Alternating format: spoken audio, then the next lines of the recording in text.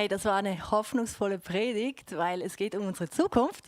Leo, danke, dass du hier bist. Gern geschehen, immer gerne, sage ich. Du hast heute einen Vergleich gebracht mit der Braut. Und warum braucht es denn einen Brautpreis? Der Brautpreis war damals das ganz, ganz einfach. Das muss man mal vorstellen, wie früher, wenn man ja Bauern gewesen ist, hat man alle vom Hof mitgearbeitet. Das heißt, jede Hand war eine Arbeitskraft in dem Sinne und man hat dann natürlich dann eine Frau geheiratet. Man hat auch gewusst, man nimmt eine Arbeitskraft weg. Das war eigentlich, kann man auch sagen, eine Altersvorsorgung, ehrlich gesagt. Heute haben wir ja die AV bei uns in der Schweiz in dem Sinne. Und es war eigentlich so ein Dank dafür, dass du auch später ohne diese eine Hand leben kannst. Und es war eine Wertschätzung. Das kennt man heutzutage nicht mehr so, weil man hat ja, wie gesagt, die Pensionskasse, die AV, wo dann eigentlich das für uns ausgleicht. Genau, spannend.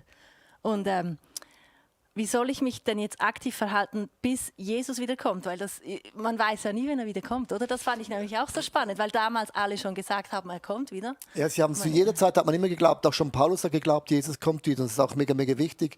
Es gibt auch das Beispiel von den 10 Jungfrauen, die haben die Öllampen nicht gefüllt, die haben gedacht, ja, der Bräutigam kommt lange nicht mehr. Und Jesus hat eigentlich gesagt, seid ready. Und ich habe das noch vergessen zu sagen, der Bräutigam kam eigentlich immer in der Nacht mit einer Fackel, mit Trompete und mit Trommeln. Also man hat gehört im Dorf, oh, er holt seine Braut nach Hause.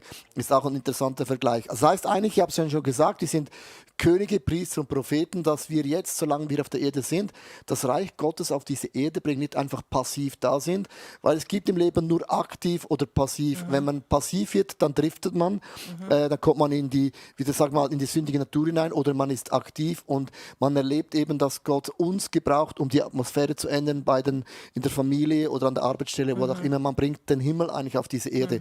Und dann wird der Glaube auch spannend. Debbie, du betest für jemanden, der krank ist und Gott macht ein Wunder oder Gott gibt einen Eindruck für eine Person, schreib ein SMS, was auch immer und du hast genau das richtige Wort geschrieben. Also wenn du das beginnst zu leben, wird das auch mega spannend. Du merkst plötzlich, hey, wow, Gott hat mich gebraucht, um das richtig zu sagen im richtigen Zeitpunkt. Das muss ich dir sagen, das hat mich sehr angesprochen, dieser Punkt, weil du hast so gesagt, du bist die Veränderung.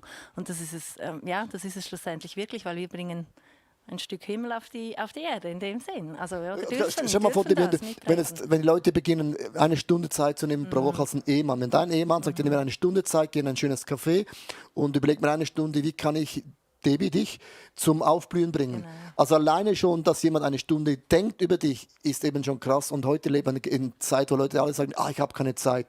Wir haben 1000 Optionen und vergessen oft, dass das, was wir haben, unseren engsten Umkreis, ist eigentlich der größte Blessing von Gott. Und da zu überlegen, was würde Gott an meiner Stelle tun? Der Gedanke finde ich eben interessant, da kommst du auf Ideen, es wird spannend, es wird prickeln und es kommt eine Dimension rein, die man eben sonst nicht hineingeben kann. Ja, genau, das ist ein super Punkt. Wie ist denn das jetzt? Also wenn du das jetzt gehört hast und du denkst, aber Jesus kommt wieder und so weiter, habe ich noch nie gehört oder bin ich mir denn überhaupt sicher, dass ich da in den Himmel komme? Ja. Also wenn man sich ja nicht sicher ist, sagt die Bibel, ihr seid versiegelt mit dem Heiligen Geist. Und die Bibelstelle sagt auch, der Geist Gottes gibt unserem Geist das Zeugnis, dass wir seine Kinder sind. Und wenn man unsicher ist, ganz einfach, dann mach nochmals ein Übergabegebet mit einer Person, die eine Zeuge ist, die sagt, doch, ich war dabei, als du dein Leben bewusst in die Hände von Jesus anvertraut hast. Also wenn bei einer Unsicherheit, sage ich unbedingt, mach nochmals so ein Gebet, mach nochmals ein Commitment, aber in der Zeuge von irgendjemandem. Ja, das ist großartig. Und ich möchte danken, Leo, einfach für deine Worte. Und ich möchte auch dir noch mal sagen, also wenn du unsicher bist und auch nicht weißt, was tun, dann melde dich unbedingt bei uns. icf.ch/connect ist die Adresse dafür. Ja, und jetzt möchte ich dir sagen, falls du erst gerade eingeschaltet hast, dann bleib unbedingt dran, weil wir schalten jetzt dann gleich in die zweite Predigt. Ich wünsche dir einen schönen und gesegneten Tag. Tschüss.